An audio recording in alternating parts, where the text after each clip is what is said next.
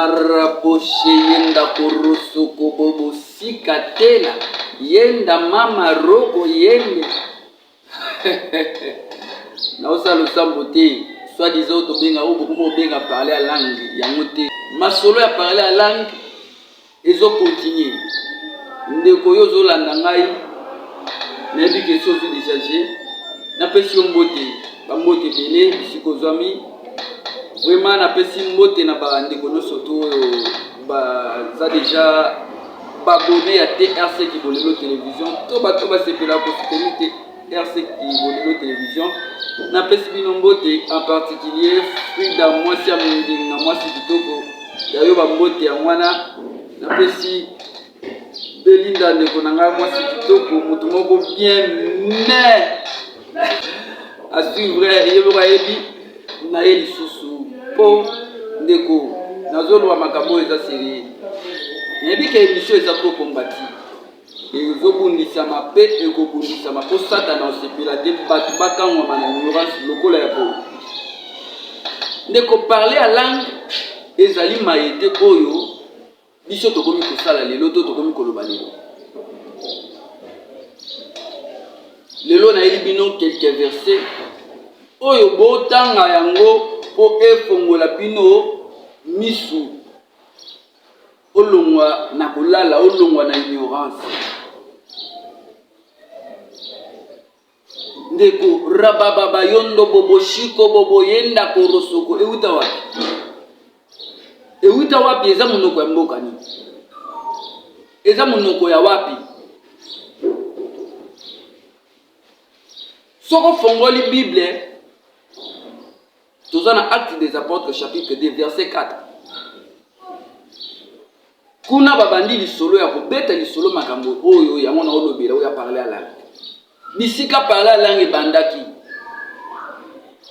Actes des Apôtres chapitre 2 verset 4 batanga Bible ba yebi déjà makambo ni bakomi na kati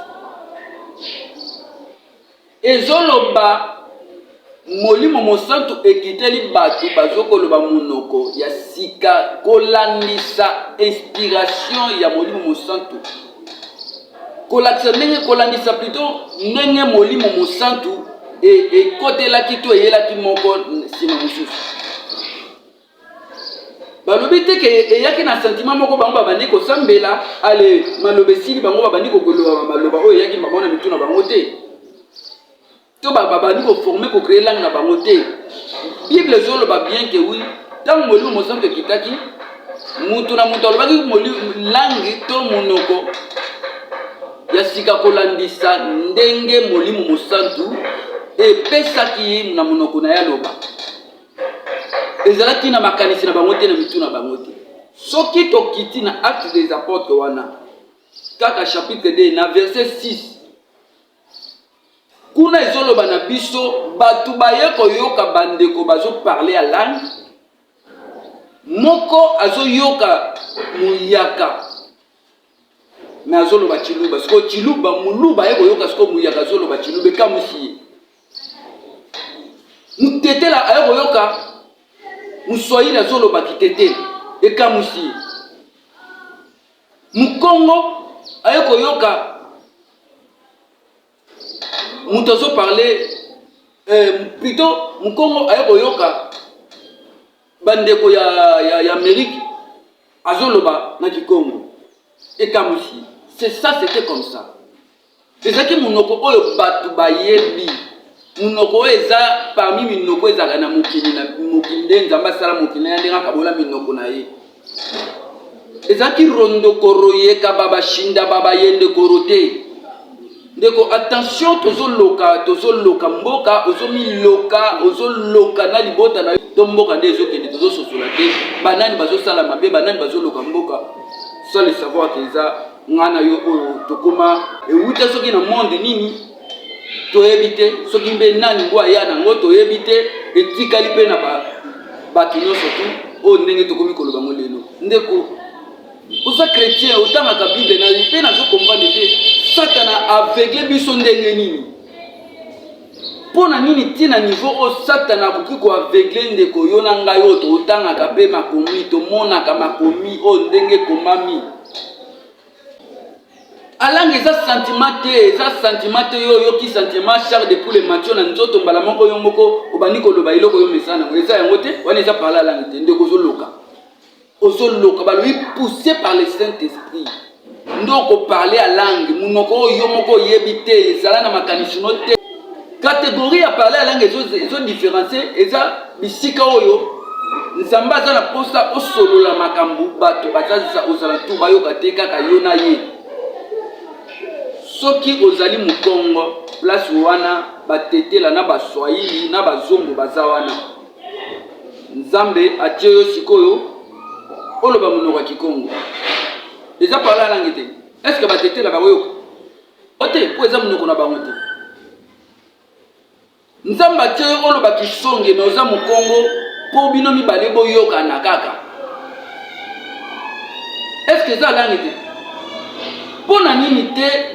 oloba ta monoko moko ya mboka normalement ndenge bible ezokoma ndenge ngai nayebi ngai nde nayebeli makomi ndenge ezoloba koparle à langue esengeli ezala ndenge wana soki okontinue acte des apôtres chapitre 2 ti na 11 okokende koyoka bisika bazoloba te ezalaka okoparle monoko oyo ekobanda kozongaka te yango ekokomaka mokolo nyonso yo tikami na nzambe te oyo molimo mosantu inspiré yo te ndeko ekomi déjà ya satana balobi celui qui n'est pas avec nous est contre nous na monoko na yo na conscience na yo oyebi ke nga na lobaka robokoroko losoko yenda baba na prière na nga ekozala bongo te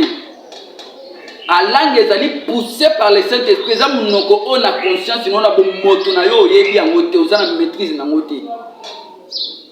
c'est ça parler à langue eza oyo oza na maîtrise nango te mpe okotikala kobandela yango te mpo d'ailleurs oyebi yango te ntango molimo ekokende molimo oyaki koloba kati no monoko wana ntango ekokende okoyeba su monoko makambo olobaki te nde yango mpe moyo obandelaka yango eza susu te mais quand vous répétez la même chose yango eza kolakisa biso mpe ezoconvaincre ngai ke olobaka makambo oyo oyebi eza poussé par le Saint-Esprit te yango wana nazoyebi soki eza langue te kita lisusu kende na 1 Corinthiens chapitre 12 verset 8 ozwi susu 1 Corinthiens chapitre 13 verset 1 ozwi lisusu 1 Corinthiens wana chapitre 14 verset 9,39 tanga baverse wana okotikala koyoka te ke bazokoencourage mutu aloba monoko ya sika na makanisi na ye na basentiment na ye to ekoma complément ya prière na ye ke maloba esili ale akoma mbala moko ye moko alobi te lokwa maloba esili ngai na badokoloba barundokoro soko bobo yondo bobo te ndeko wana olokaka moto ayebisaki yo soi-disant serviteur ayebisaki yo ke ezali monoko oyo ezokomplete maloba ntango maloba esili yo ndeko atia yo na libungi ezali lokuta c'est archi faux bible lobi makambo wana te ndeko olobaka rondokoro soko bobo yenda baba raka baba yanda dada dododododo dededede ndeko olokaka mboka olokaka ekolo olokaka libota na yo olokaka vi na yo poma nyonso ozokolo eza na volonté ya nzambe te ozokosela ngo mpe susu na kombo ya nzambe ndeko ozoloko oza ndoki parler à langue ezali te makambo oyo kobanda kobandelaka ngo ekokomaka eloko na yo ya sentiment na soki prière oyoki char de poule qui t'a dit que char de poule eyelaka nyonso to ezali molimo mosantu nga nayebi so ke suki ya motu to char de poule nzoto kolingana nyonso tu eza molimo mosantu eye pembeni to eye kati na yo mosusu eza ya badémon eza badémon ça c'est la sensation du corps de l'esprit pardon tant molimo na yo ya bomoto esantaka danger to quelque chose moko étrange pembeni na ye et se manifestaka soki oyebi yango te moyen nakende na baexplication badétail wana eza te soki osabone opartage namoni bavina bacommentaire emati na émission oyo opose ngai nakende kopesa kopanza badétail oyo nali naloba sikoyo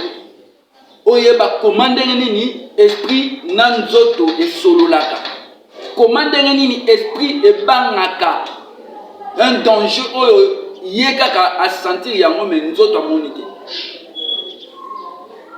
tosantaka ngo badefoke kosuba toke na toleki na molili oyoki nzoto eningani yo Qui t'a dit que Molimo Monsanto? Monsieur Zakabe esprit mabeka monsieur Zapembe na yo to bisika no ke wana ya un esprit bien za makamoko ya mabe ute ko sala mawana. Esprit na yo se manifester. Na yo soko no sala prière oyo ki chair de poule oyo ki nzoto ningani allez. Et tu dis que wando na ko mona ke ezaki ndoki. Eza bondoki. Balamoko adada après na zobeta c'était modérateur pour parler à langue était un modérateur pour parler à langue était pendant zo modéré. Balobi l'esprit de prophétie est soumis par les prophètes. Tant ozokamba ozali muto yo sengeli ozali plutôt na contrôle ya milimo nyonso na bato ozokamba. Yo ko parler à langue était pour bato bazali bosso bango bazali wana poyo lakisa bango ndenga ko sambela ba obayebi ko sambela te. Bato malobe sili yo modérateur malobe ko siloté po ozali molakisi ya lolenge ya bato ba ko salela ozali bato mutu exemple plutôt o bato ba ko landa parler à langue mutu ko parler yango eza mondimito mutu aza constater mo bandi donc c'est-à-dire aza au service té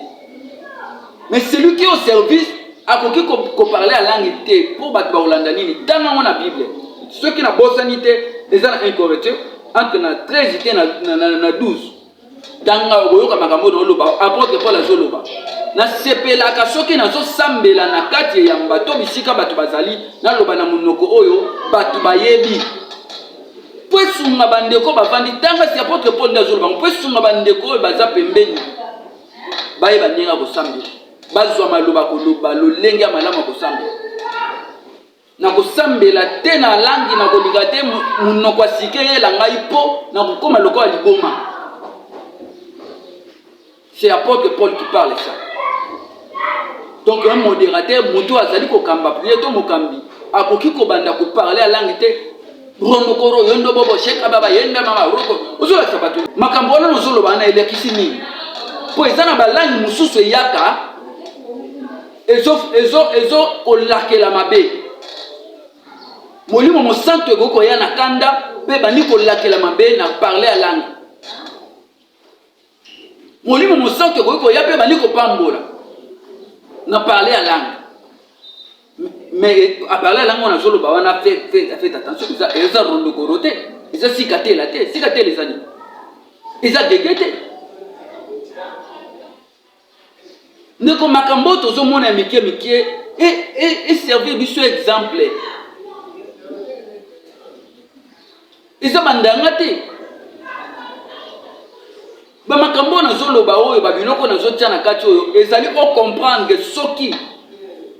ndeko mususu zolo ba ngo soit disant lokola parler la langue yo yeba ndeni kazota na komba demo. Oye ba ndeni ke prophète wana pasteur wana tanga komba ba demo. To abelela ka ba demo. To atinda ka milimo mabe kote na bino.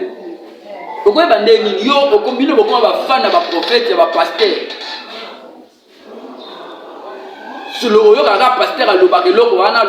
wana ale yo posi yango okomi koloba yango est-ce que oyebi makambo alobaka so elobini ndeko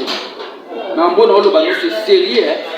c'est sérieux makambo na oloba na yo c'est sérieux trop sérieux ici kozolanda nga ndeko en tout cas kobomba eloko te kobomba biso te nazosala ngo te mpo na sentiment kaka te ko nazwa bavie ebele to na obondelo mpo bavie ebele mpo nazwa mbongo na youtube te. Mais ce que je viens faire, mon frère, et c'est pour la cocango la libota dans Zambie, peuple de Dieu. Tobimana, prison, oyo, tomikoti ici, oto, koti, oba, koti ici, biso. Par ignorance, parler à langue, on a de kotanga Bible, bien sûr, kotanga Bible, bien, à l'issundia, molimo, mosanto. Oko, sobo, sosolipe, oko, bandela, sosute, et danger, oyo, mitiaka, na, oyo, tia. Dans le sens, c'est la confession. Pe okota mabondeli obenga na milimo oyo yo benga oyo kotisa na vina oyo yebi ba demo oyo benga kotisa na vina oyo yebi na lobi yango bien ndeko tuna histoire na baye babandai ko sambela kala ba papa na biso bakoko na biso molimo ba oyebisa yo tango wana na zolo ba wana ya papa ya dina bala na tikala oyoka papa ya dina bala tikala ko ba rondo ko roshiko bobote d'ailleurs papa ya dina bala ke kote ya na Angleterre. à côté na monokoni na Swahili. Baluki interprète azate babengi ndeko moko ya asambeleli atie loboko ndeko wana nazobenga za mutu mundu te mundele anglais basambeleli ye tuna histoire so yebi yango te tokende na kota na YouTube sala recherche ya prédication ya papa aidi na bala oyo na Angleterre oyo kama kamno oyisa omona plutôt mambo oyisa assembly c'est ça le Saint-Esprit et yé o Saint-Esprit à côté l'indeko wana ya mundela komi koloba Swahili akomi plutôt ko interpréter Swahili azo ka Swahili azo ko interpréter Swahili en anglais. Voilà parler à langue, c'est ça parler à langue. Parler à langue au batu tété là, aux hommes Congo lobi qui tété là, aux hommes Lubo lobi Swahili, aux alliés Congolais au lobby anglais, aux alliés Congolais au lobby français, aux alliés Congolais au lobby mandarin. Il y a un monde parler à langue. La Bible n'a pas insisté dans la Bible est le bas et cause la monoko yoko yeba ngoto kotika la maîtriser ngote et cause la monoko yoko yelo mbala moko pe tango ozonga na bomoto na yo molimo mosante ke ozonga na bomoto no oyeba makambolo baite yango moyo bandela yango lisusu lobi ezate soki ko yelo lobi eko ya selo inspiration parler à langue ndeko ezali lisolo yo na nzambe ezeli loko moyo ko bandelo mo chaque jour te soki ezato ko lobaka na anglais wana mais ko loba makambo mususu selo version ya lisolo ko bo solo na nzambe na kasi ke mutu moko comprendre na place ona pena na kasi na ye na précision na ye éclaircissement soko ko loba français e ko zala kaka te même maloba oyo lobaki na prière oyo lekaki wana molimo ekitelaki wa liboso no lobaki ya mwana kaka te molimo akoya na deuxième akoya ko loba akoya na message mususu yango message yango na zolobaki yango eza na parole répétitive ezate e ko zala maloba mususu po molimo mosanto akoya na makambo mususu akoya na inspiration mususu mais ouais bino ouais biso tozomona ngo etikala bomoto ekoma bomoto na biso tokoma okeye ba minoko na biso pe yango ne etikala ka yoso bani prière na yo matina cher te ovandi obani kosambela mbala moko sika tela yenda baba roko bobo shiko bobo yenda koroseke bebe shika dodo dadi leko tindo kitoni koloka toni nyango o ezo sala biso pona nini tina niveau to komi ko sakana na nzambe ndeko ezo sala passe pe ozo mona soi-disant ba serviteur de Dieu aminene ndo azoloba para babiloko oyo soi-disant parler là moyembi mais ozo mona epe na babiloko azoloba on dit botanga ka Bible te ou on dit toujours vous êtes des bébés spirituels. L'Ancien Testament parlait à la langue, mais attends, tout ce que l'Ancien Testament, Rondokoroshi ko bobeza munoko ya mboka nini? Eza banani? Ba juif? Ya banani? Ya bayuda? Boye bisanga ata mususu ngana ebite. Ta mususu soki on a Bible. Soko yawa to cha débat wana mesa. Yako défendre, yaka koloba. Yako convaincre biso ngayo na yebite po oyo nga na yebi oyo lumière ya parole eza kolakisa mayo bino bokoma kosala ezaki ndoki eza baincarnation eza koluka bongwana lukosala confession sala tubela otika o renoncer voilà les mots qu'il fallait luko o renoncer o bima na prison o bima na likita oyo tika ba bazosala ngo aname conscience yebi eloko ni azosala mais yo yebi te obande kosala ngo par sentiment ndeko na bondeli yo na bolingo nzambe ngonga ya ngoyo tika kosala mai oyo ezali blasphème contre le Saint-Esprit. Ça c'est blasphémer contre le Saint-Esprit. Je crois que nakanisi olandinga malam. En tout cas moi na nzambe yo ki message yo nakanisi te ko otika message yo esukaka pa na yo moko. En tout cas, il y a danger, il y a dangereux, il y a danger. Pour la lobby bien makambo, oyebite baloka mboka bamilokaka baloka ba famille na bango baloka ba quartier basala kanini oyebite. Alors ezoloko tokoki kotika susu te bato bakoma ba continuer koloba ngo par ignorance. Partager ndeko surtout oyebika loba yango oyebike ye ndeko soka koti na église soka prière banimba na moko koma koloba boye ndeko c'est le temps azwa reproche na ye na nzela ya lisungi ya vidéo oyo.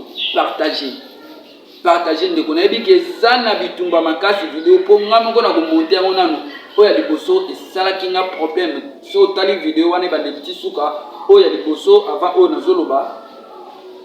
okomona ke eza na mwa ba défaut berere moko ya image kolenga na tikaki yango kaka mpona sukisa satana nayebise ke aza moki mpe namoni ke na place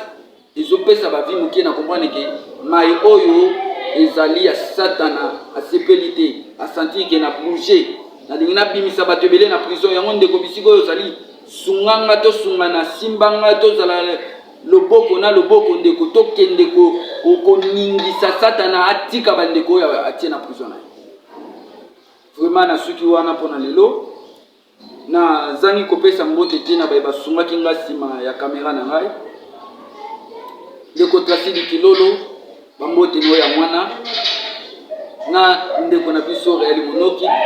bango nde bazalaki nsima ya kamera. Vraiment to landi émission na biso na bokebi na mbala ya nsima nde bokozwa susu mai oyo etikali nalingi kobeta sete kobakisa eloko moko koloba bandeko ta mosusu bomona nga nazochanger basujet na bandaki na oyo na sisi te na tiki eza c'est parce que soyo moko tali omonaki ezali mai oyo tobandi sika nazoluka napesa biso elan eloko moko boye oyo na omonaki osepeli nango bosepeli nango nde yango ekosalaki na tiki zoluka mpe napesa bino nalakisa bino pesa bino goût ya boyi bozwa bocomprendre ke no boyebi ezali na TRC Kibolelo richesse ezali ya boyebi soki opartage soki osabone soki tokomi ebele ndeko bainspiration ya makasi ezali yango soki osepelaki na émission Code de la route tamoso omoni yango ekatani commenter omona nga na kozongela yango na okontinue yango plutôt soki osepeli na mission ya lingala coloniser commenter kuna soki na moni ba commentaire emati na kozongela yango lokola pe émission oyo soki osepeli nango ba commentaire na yo epesa nga lisusu goût elengi mpo nayeba lisusu ko continuer yango mais ata bokomante te bosabone te na kotika yango kaka jusqu'à ce que molimo mosanto koyebisa ngai ekoki soki te eza na bino ti na suka